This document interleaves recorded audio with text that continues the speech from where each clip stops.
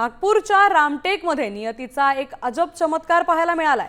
103 वर्षांच्या गंगाबाई साखरे यांचा मृत्यू झाल्याचं समजून कुटुंबियांनी अंत्यविधीची सर्व तयारी पूर्ण केली होती। मात्र शेवटच्या क्षणी आजींच्या पायाची बोटं हलली आणि त्यांनी श्वास घेतला। मृत समजलेली आजी जिवंत झाल्याने शोकाचं रूपांतर उत्सवात झालंय। त्यानंतर चक्क केक कापून आजींचा 103वा वाढदिवस साजरा करण्यात आलाय।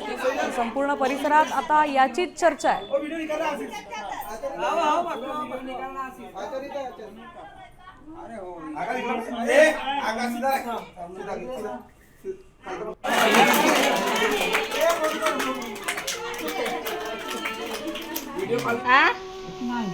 नाही आहेस मग बोलत कशी आहेस तर असं बोलतो मग आम्हाला पोलीसवाले पकडून नेतील। देवाने सुट्टी मागला सुट्टी मागलीस आज का? किती दिवसाची मागतलीस? किती दिवसाची माग?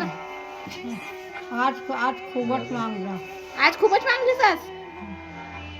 आज आखरी मागला। मग कोणासोबत बोलायचं आहे तुले सांगून दे। हा कोणासोबत बोलायचं आहे? हा कोणासोबत बोलायचं आहे? कोणा सांगणार आता